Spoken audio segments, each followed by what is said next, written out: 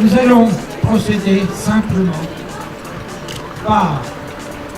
puisque nous avons à notre disposition 2 autocars, par une visite du quartier, ce vieux quartier classé qui était la C4, que nous avons transformé. Et donc nous allons, comme nous le disions tout à l'heure, parcourir quelques rues de notre quartier classé. Donc, nous resterons à l'intérieur du quartier classé GPRU. Cette partie d'avenue réalisée par la communauté urbaine, complètement réaménagée, dans laquelle on peut constater qu'il y a stationnement, pistes cyclables et allées complémentaires. Donc ici, un confort pour les habitants. 5 bâtiments qui étaient très enclavés ont été démontés. Mais le PAC a reconstruit des logements beaucoup plus fonctionnels et de l'individuel. Sur notre droite, nous avons la résidence Europe qui a été construite il y a 4 ans, une substitution aux démolitions.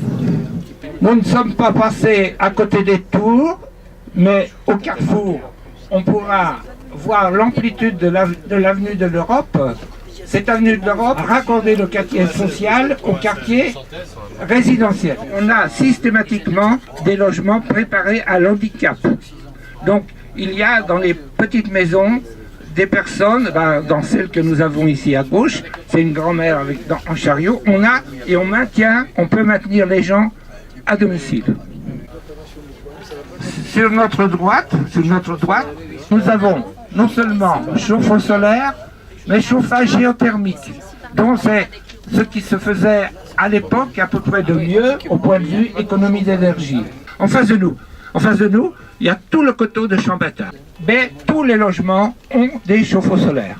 Ici, après démolition, en 2 phases, 40 logements ont été construits. Les gens, ils sont extrêmement heureux, car ici, la voiture n'entre pas. Cette zone-là est principalement occupée par les locataires des immeubles qui ont été démolis. Le relogement vers le neuf en particulier, ici, est presque respecté.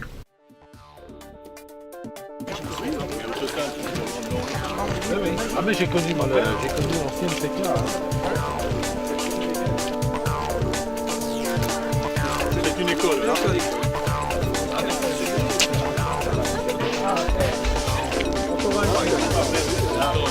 Qui donne le top? Partez. Allez, on y va? Allez.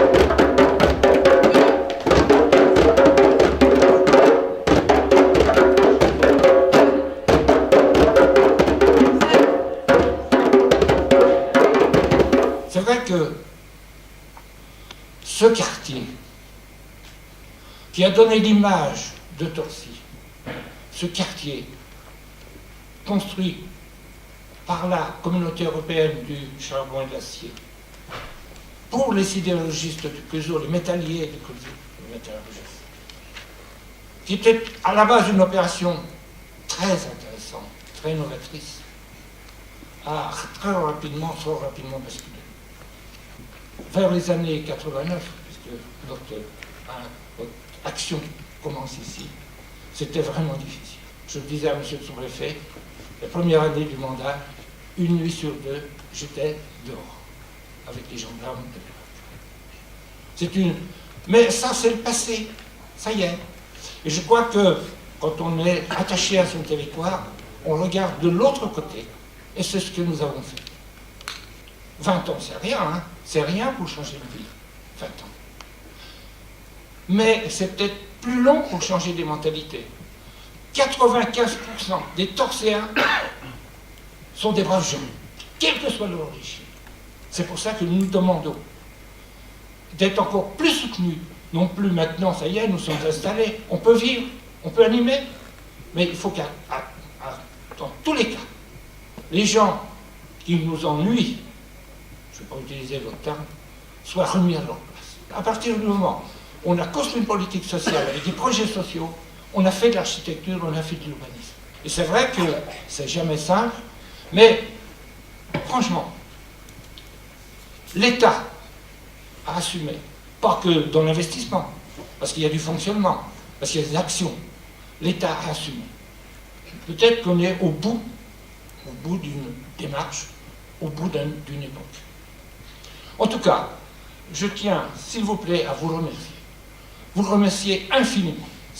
Permettez-moi également de remercier les habitants et les associations. Certaines familles ont déménagé 2 ou 3 fois. Parce que, comment démolir sans logement neuf? Il y a eu des périodes intermédiaires et on peut dire qu'on a échangé avec le tennis, la proximité. Mais que, encore une fois, très peu de personnes ont quitté Torcy.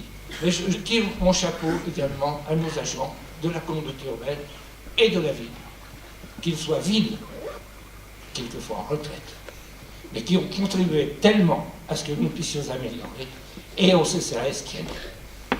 Merci beaucoup, sincèrement. Voilà.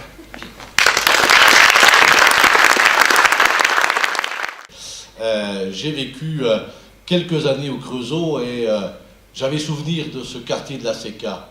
J'y venais parce que j'y avais quelques amis, quelques copains de classe.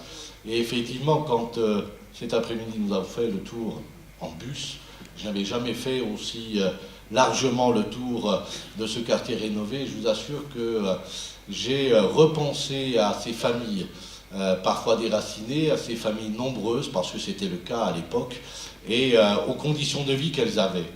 Et je me dis que véritablement le travail qui a été fait est extraordinaire. Pourquoi est-ce que la région est présente et pourquoi est-ce que la région, volontairement hors de ses compétences, a voulu s'inscrire dans la politique de l'ANRU? Elle a voulu le faire à la demande des élus des territoires. Parce qu'elle a voulu qu'on sorte des schémas classiques où penser que la misère était toujours dans la campagne et que le bonheur était toujours dans la ville. Or, on s'aperçoit que souvent, les difficultés sont beaucoup plus grandes dans les villes que dans le territoire rural. Et qu'il y a une urgence citadine.